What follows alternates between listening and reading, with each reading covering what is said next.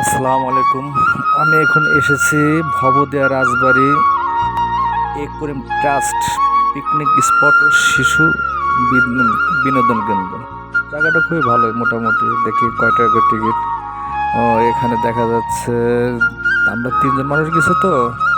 তা আমি, আমার কাকু, আমার কাকার ছেলে। তো 40 টাকা করে টিকিট। আমার আবার গাড়ি আছে, তাই বললাম যে ভাই গাড়ির কি টিকিট দেওয়া লাগবে নাকি? তারা বললো যে না, গাড়ির টিকিট দেওয়া লাগবে না, আপনারা নিয়ে আসেন, দুইটা টিকিটই নিয়ে আসেন। আমাদের কাছে দুইটা টিকিটের দুইটার মূল্য কত নিল? 40-80 টাকা নিচ্ছে। তা আমরা ভিতরে আসার পরে এখানে আমার গাড়িটা রাখলাম। মোটামুটি ভালোই লাগতেছে, সবুজ ঘেরা কত সুন্দর জায়গা। আচ্ছা, ঘাস পাস কত সুন্দর একটা জায়গা, নিরিবিলি পরিবেশ। এখানে আপনি বাচ্চা কাচ্চা নিয়ে শুক্রবার আসতে পারেন।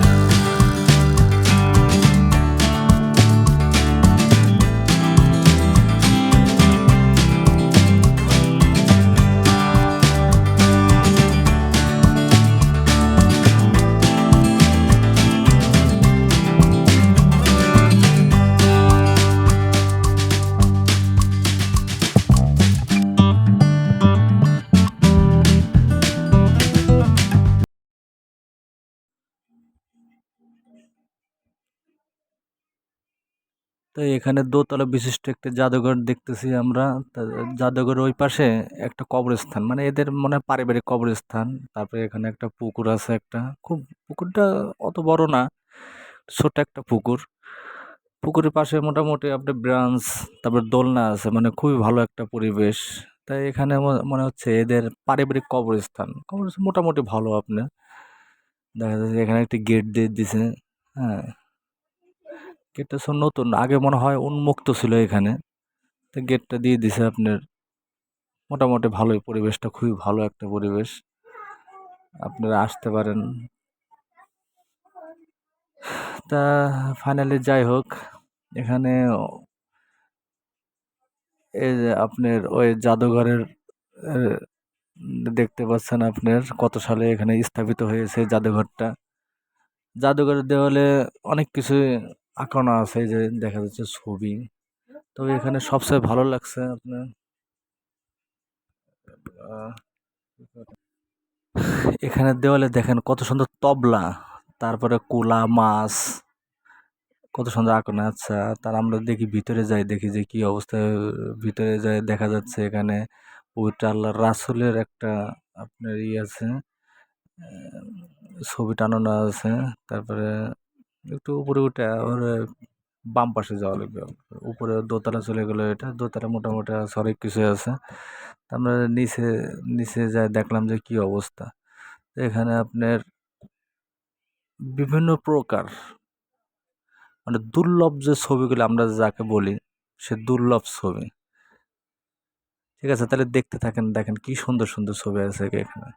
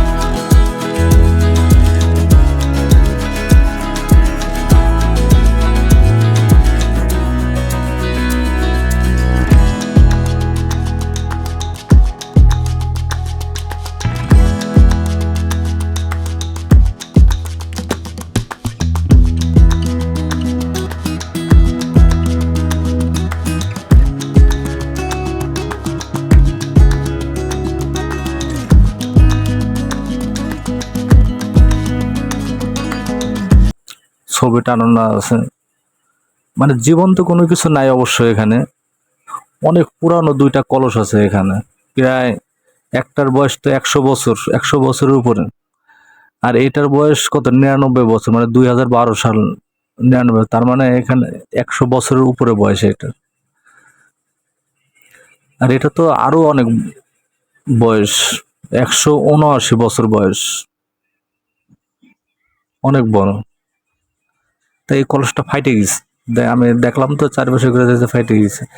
আর এখানে মনে হচ্ছে কি প্রায় জীবন্ত মানুষ, মানে এই ঘরে আমি একা ছিলাম ওই সময়, একটু ভয় ভয় লাগলো যে এরকম মানুষ দাঁড়া রয়েছে।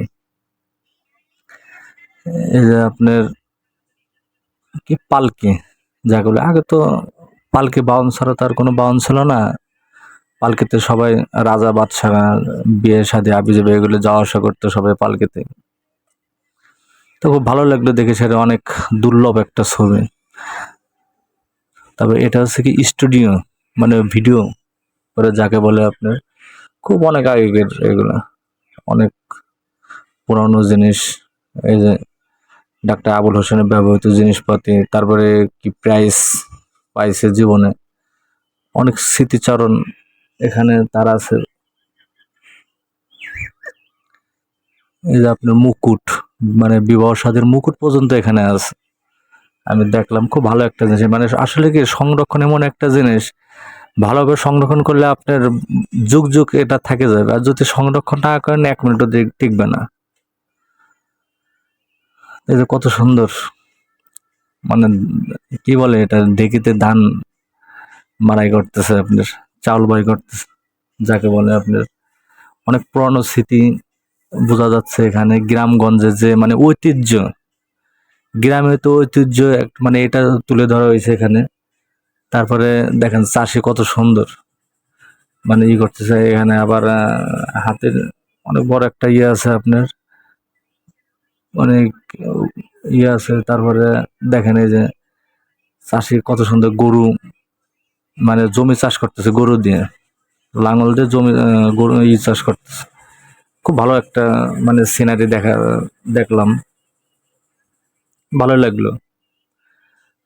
তারপরে আপনার একজন মাটির পাত্র তৈরি করতেছে, মানে সেরকম একটা সিনারি এখানে। আবার এখানে তাঁত শিল্প আছে, মানে পুরো একটা তাঁত, একটা মেশিন এখানে দেখলাম। মানে এই প্রথম আমি তাঁত মেশিন আমি দেখলাম আমার মানে চোখে, বাস্তবে এই প্রথম আমি দেখছি। মানে কিভাবে আপনি এই যে লুঙ্গি গামছা এই যে এগুলো তৈরি হয়, সে একটা বা সুতা তৈরি হয়, সেটা আমি দেখলাম এই প্রথম। যাক, খুব ভালো লাগলো এই জিনিসগুলো।